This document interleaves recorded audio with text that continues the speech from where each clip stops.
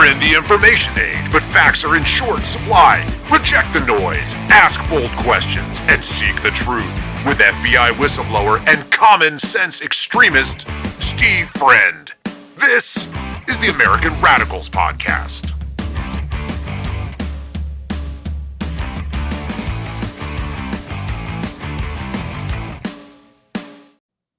It is the American Radicals Podcast for Tuesday, January 27th, 2026, coming to you live noontime Eastern here on rumble.com/amradpod and also YouTube, the American Radicals Podcast. You can find us over on X at X America News or on my own personal profile at Real Steve Friend. But it's way more fun if you're watching us live to come on over to Rumble and YouTube.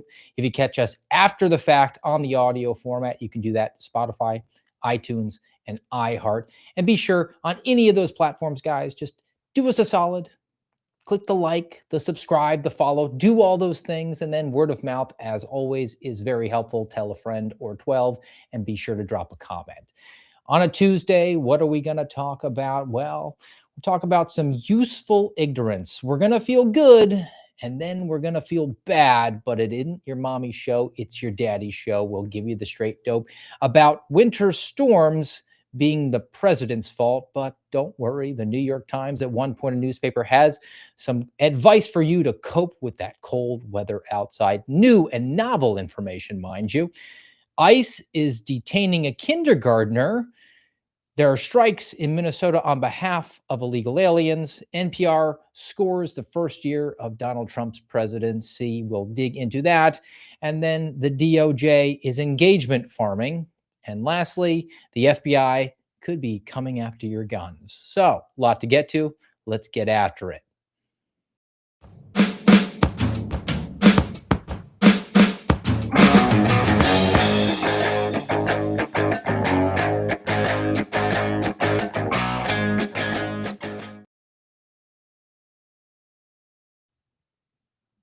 I believe that Ronald Reagan once said something like, it's not that the liberals know nothing, it's just that what they know isn't true. Well, no greater example than some of the climate madness, and we'll get to in a moment. But before we do that, let's give some public service announcements out there. The New York Times, at least, wants to make sure people know how to cope with winter because it's never happened ever. Well, it does happen, but the people who read the New York Times, they like to make sure that they feel how this winter is so much worse because the president is mean, orange, and literally Hitler. And the New York Times wants to educate its readership on how to actually cope with winter in the times of Donald Trump. So let's begin with a couple of pieces there, just some public service announcements. I don't know if any of you have ever actually experienced snow or ice in this time of year, but if you haven't, the New York Times, at one point a newspaper, is there to make sure that you know how to cope. So a major winter storm is expected to hit large swaths of the central, eastern, southern United States this weekend, bringing a mix of freezing temperatures, heavy snow, and ice. Here's how you can actually cope, according to the old gray lady. Try to limit the time you spend in the cold. Start with a base layer, add insulating sweater or a fleece. Cover up any exposed skin with thick socks, gloves, earmuffs, scarf, and a hat. With prolonged cold exposure, your core body temperature can also drop. That's a condition, according to the New York Times, known as hypothermia. And then if you got to drive, there's an adjoining piece, again, from the New York Times. Driving in winter, follow these expert tips. And again, we'll start with this, and it sounded familiar to me. A major winter storm is set to bring heavy snow to much of the eastern and central United States this weekend, and dangerous amounts of ice, sleet, and freezing rain are possible farther south.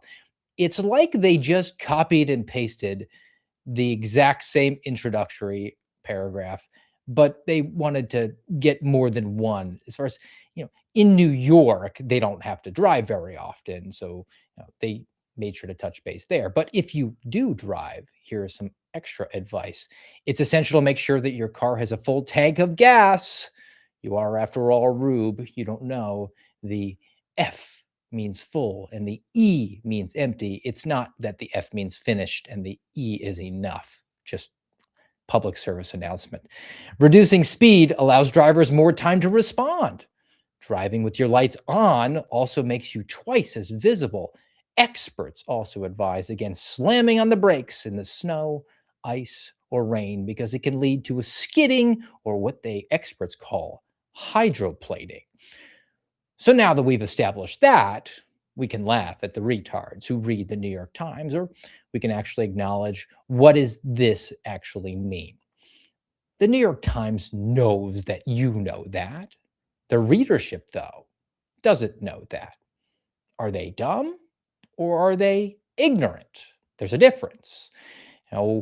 During the hiatus that I had in that 1 week time period where the FBI had me back and then fired me, and then we tried to reboot the podcast here over on the American Radicals podcast, I didn't want to lose my ability to communicate. So my eldest son, he joined me a couple times on my uber long runs, those couple of hours between father and son. Try to use that opportunity, not just to bond, but to brush up on my communication skills. He's 11. I think that it's important to be able to communicate complex ideas in a way that's digestible to a sixth grader. I think that that's an effective way to communicate. Well, I was successful in that endeavor, and we'd come home from like a 2-hour experience, and he would be uber mad about like inflation. So, good job, Dad. But at one point, he said, "Dad, do you think that I'm dumb?" And he wasn't saying that because I was being condescending to him. I said, "No, I just think that you're ignorant." It's not a hit on your character. It just means you've only been on Earth for about a decade. So I don't blame you for not knowing that inflation means it's when the government prints too much money until the dollars in your bank account become worthless. But New York Times, they know that their audience isn't dumb.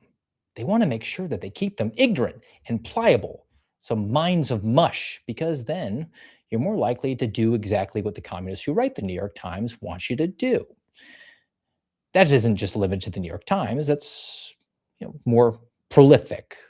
Let's go to NPR, which weighed in on the winter storm, and now we're starting to get the spin. So a headline from NPR, which is still functioning even though they don't get the government dollars anymore: how cuts to federal climate funds could threaten polar vortex research. Now, according to NPR, the relationship between global warming and changes in the jet stream is a very active research topic, because polar vortex basically is that these winds called the jet stream bring that cold air down from the North Pole, and it starts to affect the rest of the Earth. It's never happened before, though, because of global warming. You out there with your driving your SUV and pushing all that carbon into the atmosphere. It's your fault. Now, NPR says the science is far from settled. The science on the jet stream doing it, not the science on global warming, of course. I mean, that's settled science. I mean, we only have 5 years until it's irreversible, and then we all die. Now, from this piece at NPR, the Trump administration is trying to eliminate much of the work that's being done on the relationship between global warming and this jet stream. And Trump, because he's mean, orange, and literally Hitler, wants to eliminate it from the federal budget. Last year, the White House asked Congress to cut NOAA's Office of Atmospheric Research. Oh my gosh, perish the thought. But Congress moved to protect the funding. Cuts from the Department of Government Efficiency, the DOGE, also led to hundreds of vacancies over at the National Weather Service offices across the country last year. But the administration reversed course and allowed the agency to fill those positions. So if you actually took the time to read the NPR story here, where they're saying that it's an emergency because the president is mean, orange, and literally Hitler, and he's cutting back on all the funding that could be done to research the cold weather out there so that you can get hard-hitting pieces from NPR or the New York Times about how you make sure you wear mittens and earmuffs when you go outside and drive slow with your lights on, you would find that actually the Trump administration just replaced those exact positions that were cut from the National Weather Service. And when the budget was supposed to pull back on some of the research, Congress funded it anyway. So there actually wasn't any change there. So you would think that NPR would be happy with it. I know I'm not happy with that. I don't need extra research to tell me that it's cold in the winter because of that's what's always happening in the winter, unless you're in Florida.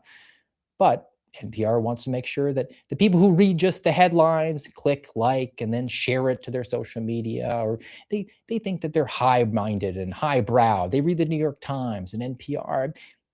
They still think that these shortfalls in funding are actually impacting what's going on out there when it's not true. It's not that they don't know anything, it's that what they know just isn't true.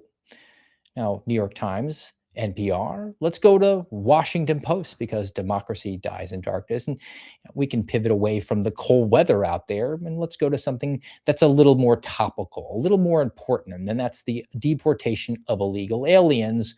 And that is getting churned out there every single day. Lots of civil unrest going on, lots of actual violence in the streets.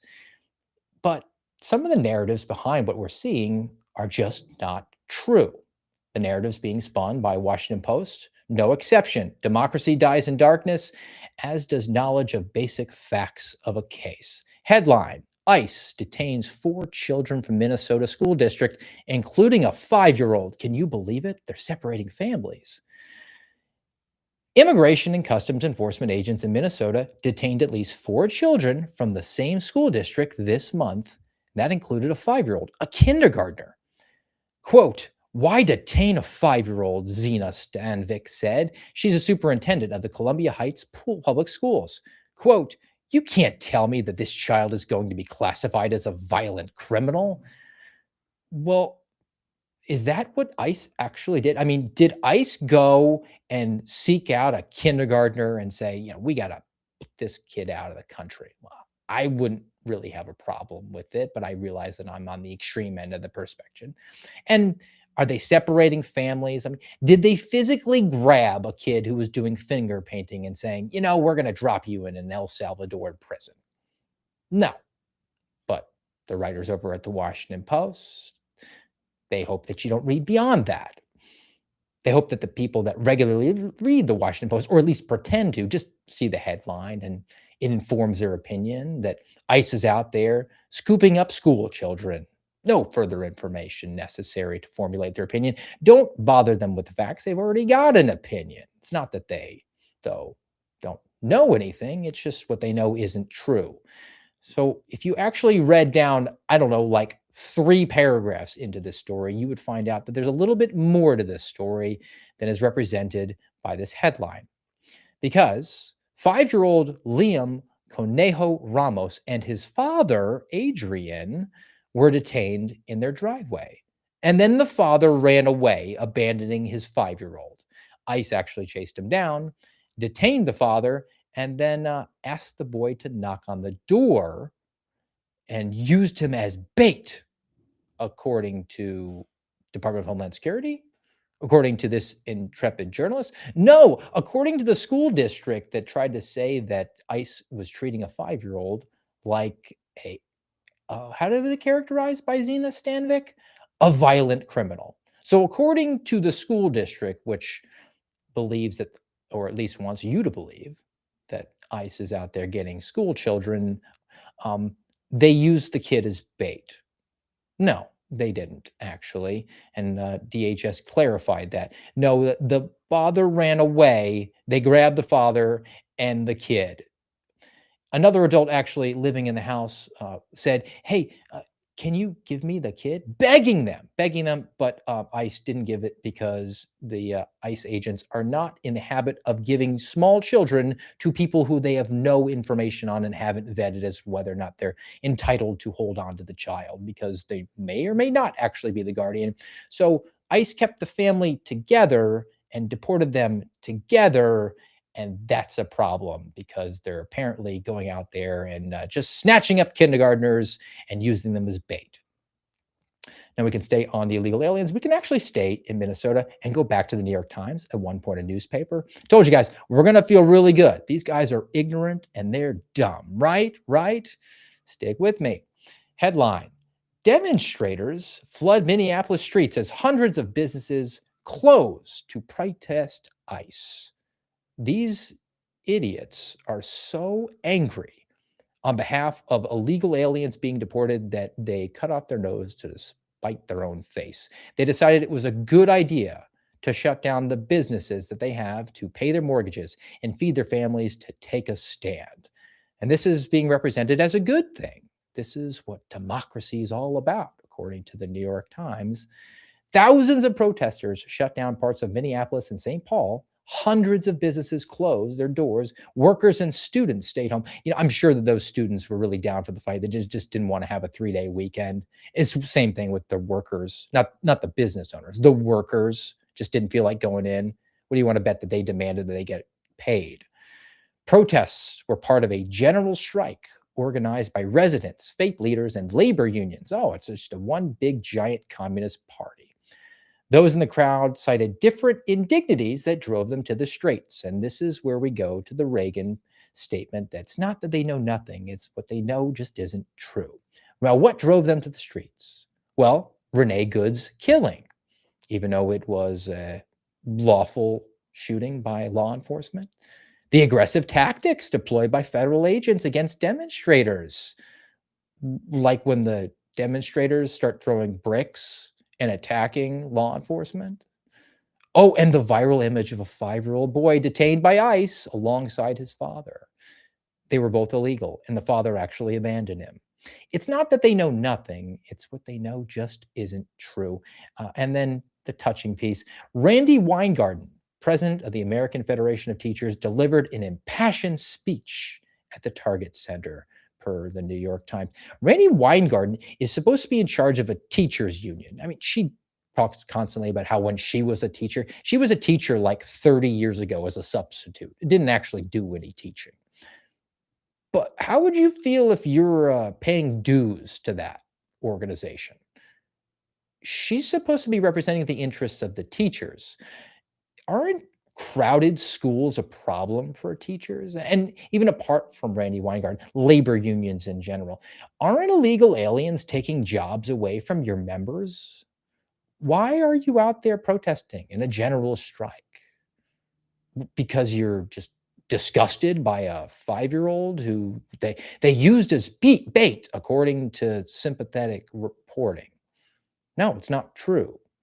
And because you're ignorant to the facts, you're doing things that are actually against your own interests. It's not in your interest to shut down your business and deprive your family of an income that it needs to put food on the table or pay the mortgage, keep the lights on. But as long as you keep the people ignorant, they'll go out and do things that the elite communists in power really want them to do. And on the subject of some elite communists who were in power, Tim Walz, he's now under investigation, but he's hardly the only person. What about his number 2? There's this lieutenant governor out there.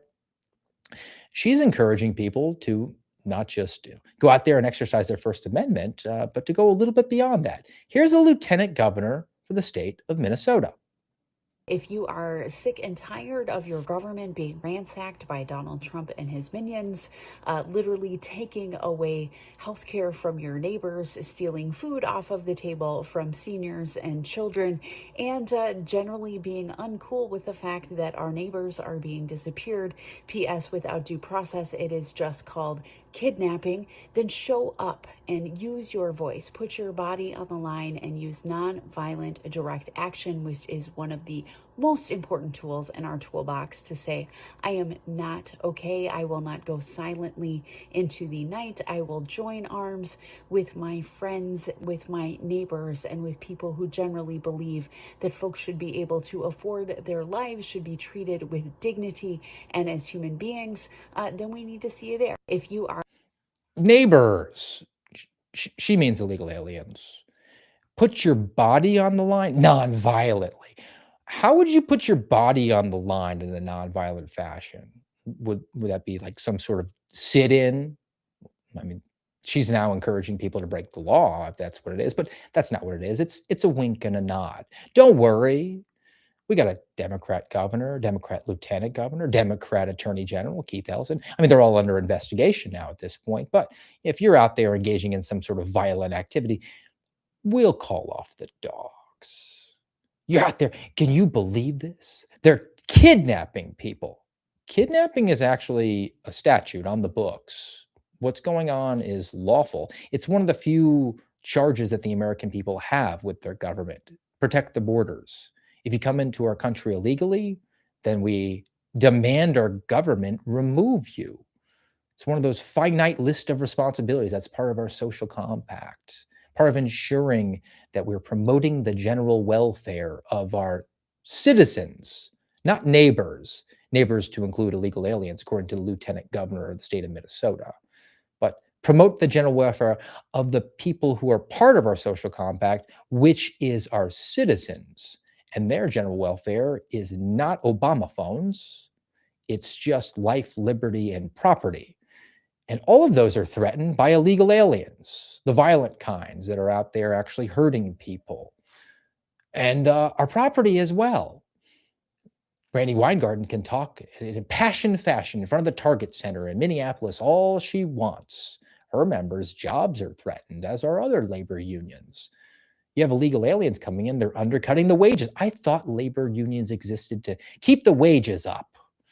But these people are out there protesting, trying to get a free day off work, a free day out of school, but they're really impassioned. And they know so much that just isn't true. As an aside, that lieutenant governor, she's been out there before. And here's a nice image. And if you're happen to be listening to us on the AmRad pod, you'll have to jump on to the visual. We're about 22 minutes into this episode. The lieutenant governor for the state of Minnesota wearing a t-shirt that says "Protect Trans Kids" with the Bowie knife on there. I mean, I guess that's falls underneath her free speech, right? Non-violence and free speech. She's definitely not encouraging any sorts of violence in Minnesota, where kidnapping is actually legal. Did you know that? In Minnesota right now, they're a sanctuary city for all intents and purposes for transing the kids. If a kid goes over state lines into Minnesota to seek trans care, like cutting off healthy breast tissue, injecting hormones, castration, all those things, the state won't return the kid. And actually, there's organizations nationwide being set up to facilitate the movement of minors across state lines in order to do that. I talked about statutes before, the elements of a crime. Moving a child across state lines, I think that constitutes kidnapping. It's back to the way the communists love to play with language. If you change language, you change the way people view things. Neighbors, not illegal aliens. I mean, shoot, even they're called migrants. It's not kidnapping, no. It's gender-affirming care. No, gender-affirming care is telling Harry, you're a Harry, you can't become a Sally. But no, that's no longer the way that the words work. The English language has completely been bastardized by communists because they know it's effective. It's effective in informing the opinions of people who are part of their base, informing them with things that just aren't so. Let's go back to NPR now, and let's score the president according to National Public Radio. Now, they did this long piece, and I won't bore you with too many of the details, but as long as we're in the area right now where we're going to feel good about how dumb the communists are, they listed off a bunch of things that, according to NPR, is a inversion of our constitutional foundation. The headline, how President Trump has challenged a constitutional foundation. And in the opening paragraph here, they mention also, many scholars of democracy say that Trump's moves are unprecedented in U.S. history. That's kind of like Trump says, like many people are saying, lots of people are saying. Scholars of democracy, well, this country isn't a democracy. It's a constitutional republic. But just some bullet points, things that these are problems, according to NPR, These are demerits. These are taking us further and further away from a constitutional republic or a democracy, as they describe it. So in NPR, they say that the president fired more than a dozen inspectors general, and those are independent federal agencies. We have three branches of government. The executive branch, the chief executive, is atop it. You can't have independent executive agencies. Who do they answer to in a democracy? Trump administration sidestepped Congress and dismantled functions of federal agencies. Oh, you mean executive agencies that fall underneath the purview of the president? Trump took over the Kennedy Center, which they're mega Doppler mad about because it's where the communists go and watch communist plays, and the president has some sort of control of it. It's Washingtonian garbage that doesn't impact you if you live outside of the swamp. So I don't know why it was super important to them to put it in this piece, but it was because communists like communist plays for reasons. Trump issued 2 executive orders to dismantle DEI, diversity, equity, and inclusion programs from the federal government. Oh, the thing where they say that immutable characteristics rather than content of character or actual merit matters. We're going to hire and fire people based on their color of their skin and who they like to have sex with. That's deemed to be a demerit against the Trump administration. The Trump president has also aggressively used the presidential pardon power, granting clemency to his allies, like Biden did on his way out the door. Anthony Fauci, Hunter Biden, actually multiple members of the president's family, all got that auto pen pardon. Unprecedented, remember, from NPR. Trump uses inflammatory language. Okay, it's First Amendment.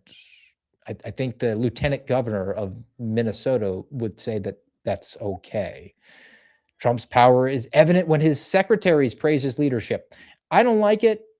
I think it's kind of gross when we have these televised cabinet meetings and the secretaries get up there and say, oh, thank you very much, Mr. President, due to your amazing leadership, blah, blah, blah.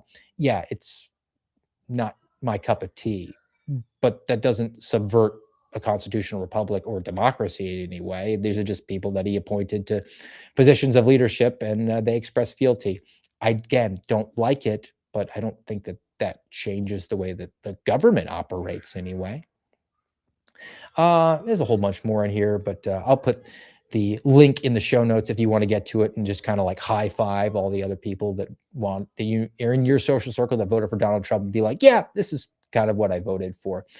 But for our purposes today, these are labeled as negatives. These are subverting our sacred democracy, according to NBC or NPR. And this is what the people who consume this information imbibe and then come to the conclusion that they need to take to the streets because the Kennedy Center is not functioning the way that they wanted anymore. They don't know that the country is supposed to operate as a constitutional republic with 3 co-equal branches of government? Well, no. I mean, because their sources of information are too busy informing them on groundbreaking information, like if you go outside during a winter storm, you could get hypothermia. All right. You done feeling good? Want me to bring you back down? Maybe harsh that mellow a little bit here, because I said we're going to feel good and they're going to feel bad. We've been hitting on the communists. It's not that they don't know anything. It's that they know is not true. They are useful ignoramuses. Now, it's a cautionary tale. Don't be one yourself. You're a supporter of the president. You're a card-carrying member of the Republican Party, or maybe you're just a right of center politically. You can't be a pom-pom waver. You have to use some modicum of common sense. And this is, after all, a commonsensical way of thinking. We're extremists on that, on this program. Critical thought, I think, is probably a little bit more appropriate. So let's transition to make sure that we're holding ourselves accountable. First piece, staying in Minnesota. We learned yesterday or day before that due to the civil unrest, there's going to be some changes in leadership on the grounds in Minnesota. So Donald Trump, president of the United States, part 2, mean orange, literally Hitler, took to his social media, Truth Social, to put out a statement because he is deploying Tom Homan. Quote from the president, I am sending Tom Homan to Minnesota tonight. He has not been involved in that area, but knows and likes many of the people there. And then he goes further into a whole bunch of other stuff. All right. Tom Homan, from my understanding and talking to people that know a lot about what's going on in deportations, more than I do, he's on board for we're just going to get rid of the worst offenders. He's opposed to large scale deportations, the sorts of deportations that were guaranteed in the mandate that the American people voted for in 2024. And Tom Homan's expertise in managing civil unrest in cold weather climates, in a relatively hostile environment, what is that? But we're just going to wave pom-poms and cheer because we saw Tom Homan talking a few times on Fox News. I mean, that's basically the way that I'd read this. Donald Trump is watching Fox and likes the way that Tom Homan presents himself as a gruff law enforcement guy. And he said, you know what? I'm going to send you up there. This is no different than sending Rudy Giuliani in front of a press conference where he gets so overheated that his hair dye is dripping down his face and he's talking about how he's going to overturn the outcome of the election in 2020. Remember how that went? Nowhere. Unleash the Kraken, Sidney Powell style. Never happened. Not waving pom-poms for this. I don't think that Tom Homan is uniquely qualified to do this at all. I'm on record. I think we should just abandon the state of Minnesota. But this is what the president's doing, and he's going to send out his accolades out there, people who are happy to wave the pom-poms. What is Tom Homan's expertise in this department? How is he going to make the situation better? I'm refusing to allow myself to be ignorant and just say, oh, that's great. I saw that guy on TV one time say something that I liked. Now, in Minnesota, again, we talked about last week, the city's church, the anti-ICE protests, the invasion that went in there and how it was violative of the FACE Act. And now the Department of Justice is starting to prosecute individuals. They went and got criminal complaints to arrest some. I think they'll probably go to grand jury to charge others with crimes that went on there. And Tyler O'Neill, who works over for Heritage, I think he's the editor for the Daily Signal. That used to be the reporting arm for the Heritage Foundation. I think now they branched out. They're independent. They still share the same building. So, they're quasi-related, at least heritage adjacent. But Tyler O'Neill reported on some more information that was forthcoming. We're not going to be ignorant to what happened there, and it's pretty disturbing. So he put out a nice thread on his Twitter profile, Tyler2O'Neill, at Tyler2O'Neill, horrifying new details emerging from the city's church invasion. And I'll just go through a few of them and then make the point that I really want to make here. So agitators blocked stairs so that parents were unable to get to their children. William Kelly, that's the DeWoke farmer, the guy who talks with that really aggressive voice with the beard. He said, quote, "This ain't God's house. This is the house of the devil." About 50 members of the congregation were stuck towards the front of the church, and agitators made it nearly impossible for the parishioners to get out. Oh, so that's kidnapping, by the way. That's unlawful imprisonment. That's kidnapping. Oh, and a woman broke her arm in all the tumult there. So there actually was violence going on. So pretty aggressive, pretty violent. It was worse than it was even represented in the videos that were circulating around the internet last week. Tyler O'Neill breaks that story. Now, how is it relevant to being a useful ignoramus, being a useful idiot, just waving pom-poms? Well, I want to go to the Assistant Attorney General of Civil Rights, Harmeet Dillon, who also took to social media because that's what goes on now in this current era, this current presidential administration particularly. People get appointed by the president to some position of prominence, and instead of taking a moment to say, hey, this is my moment of patriotism, this is my moment of public service, I'm going to serve the country, I'm going to serve my fellow citizen, the primary directive for these people is, well, man, my follower account on Twitter is going to explode. It's going to be so mega Doppler awesome. I don't have a very particularly high opinion of Harmeet Dillon on this particular thing, and I'm going to lay it out for you here. So Harmeet Dillon commented on Tyler O'Neill's post that he shared the details, where he actually did the journalistic endeavor and found out what happened there by looking through the charging documents. Quote from Harmeet Dillon: Read this thread and tell me if you agree that the people who did this need to be held accountable. The Assistant Attorney General for the United States of America and the Department of Justice is engagement farming on Twitter off of this. Excuse me. Your job at the Department of Justice is to gather the facts and present them without any undue influence. Undue influence being anonymous people on Twitter who have no standing in this. They're going to weigh in and influence your opinion on whether or not you should bring charges.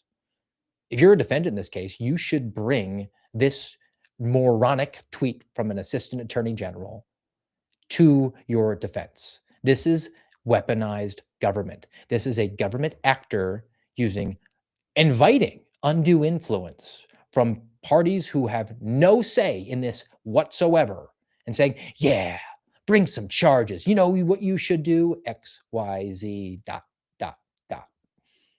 You've now invited this, Miss Dillon, because you just had the engagement from, you just had to get more followers.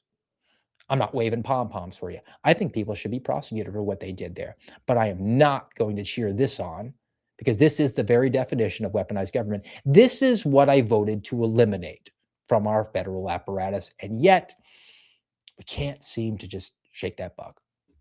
Now, let's go to our last story, and that's the sub-agency within the Department of Justice, My Ex-Girlfriend, which apparently the head of, Kash Patel, thinks that guns are a really bad thing. So Kash Patel, 2 nights ago, went on Fox News, as he loves to do, and makes a ass out of himself. I mean, thousands of people are marching through Minneapolis. They are targeting the Border Patrol. I mean, it feels like the rhetoric and the protesting is only ramping up. What is your advice to the people right now who are outraged that this is a second killing at the hands of Border Patrol in 2 weeks? As Christy said, you cannot bring a firearm loaded with multiple magazines to any sort of protest that you want. It's that simple. You don't have that right to break the law and incite violence. We will, of course, always protect your First Amendment speech. And if you peacefully protest, there is absolutely nothing wrong with that.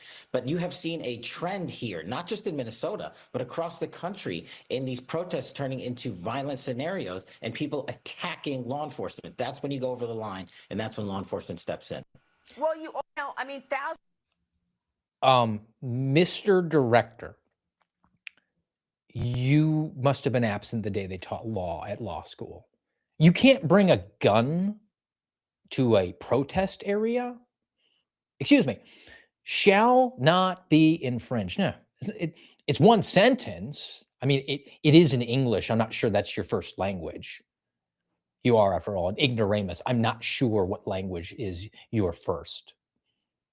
Shall not be infringed. You can't bring a gun to a First Amendment event. Oh, so you mean I can't bring a gun to a church to protect my family if we go in to worship? Huh. You're going to weaponize the processes to go after people who exercise their Second Amendment and their First Amendment simultaneously. You can have one or the other, but not both. This guy is an utter catastrophe. He's an epic failure. Every minute he is here is another minute stolen from the American people. Not just his pay, not just the flights on the private jet, not just the BMW that he had ordered for himself to ride around in, but the opportunity cost for having somebody with a modicum of common sense and a commitment to our constitutional republic and the principles that are there to actually correct this out-of-control agency that he's just allowed to go out and actually get worse. Thank you very much, Director Patel. And as a parting thought here, as we're making sure that we're not going to be useful ignoramuses, I want to maybe give a prediction, and it's not rosy, but if we're going to be equal opportunity critics of both the leftists who want to make sure that people just remember, wear mittens when you go outside, and that 5-year-old, he was totally deported independently. But we got to call it balls and strikes on both sides, our own side as well. Harmeet Dillon and Kash Patel, President Trump. Here's my prediction, and this is dark. We're seeing increased violence. Tensions are heating up. The temperature will start to heat up. And we're seeing all these images out there of anti-ICE protesters or would-be rioters, Antifa types, who have the slung long guns. And now we have examples of people bringing weapons. I think we will see a shooting. I think we will see a shooting between law enforcement and the rioters. And when that happens, our president is going to be in a bind because the communists have put him there. They've set a nice Kafka trap.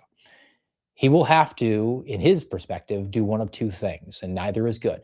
He'll have to back out to reduce the deportation efforts to bring tensions down, or he'll have to ramp up. And when he ramps up, he's going to do that, and according to what I see over the horizon, and I hope I'm wrong, he's going to default to being the New York City Democrat anti-gun guy that he is according to his default settings, kind of like he did after the Las Vegas shooting.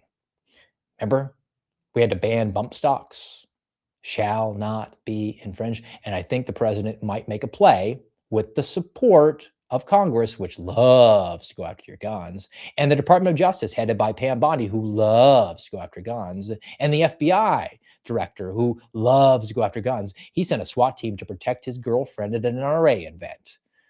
And now we see all the mouthpieces out there for MAGA saying, you can't have a gun. You can't go to these things with the gun. They'll message it. And I think there will be a play to pass some sort of legislation or some executive order or some regulation, whatever it is, to curb back on gun rights in this country. And that will be an utter disaster. Do not let yourself be part of that narrative. Do not let yourself be fooled. Don't just wave pom-poms and go along. We're critical thinkers here. We're common sense extremists here. Shall not be infringed. 4 words, not too complicated. You don't have to be a lawyer. You could have actually missed the entire law school experience. You didn't have to learn the law at law school. You could just read the old dusty document that we covered in 3rd grade and learned that there were 3 equal branches of government. All right, guys. That's going to wrap us up for today on the American Radicals podcast. Heavy topic, but we love to do it here. I want to lighten it up, though. Got a nice palate cleanse today, completely unrelated to anything we talked about, but I want to feel good. This is a young man who got a nice implant into his ear, and he's now hearing his parents for the first time. So, something to smile about. Well, too. I wonder if he was kind of sensitive. He was. With the process of making an ear mold. And so we maybe could get a better fit. You can hear? Yeah. What's it sound like? Does it sound good? Does it sound better? Clear? Yeah. Does it sound different? Yeah. Can you hear me better? Yeah. Yeah? Right. You excited? Yeah. Good deal, man. In the hall. And you can just keep it like on your collar area. Dad's going to tell you a secret in the hall, okay? Okay.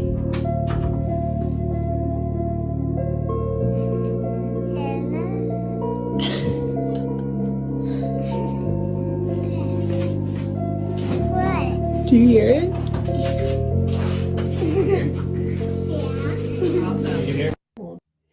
Pretty good stuff. It is not all dark out there, guys. All right.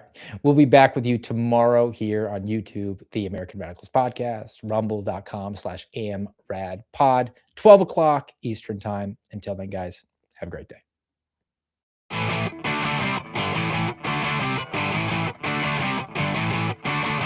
You've been listening to the American Radicals Podcast.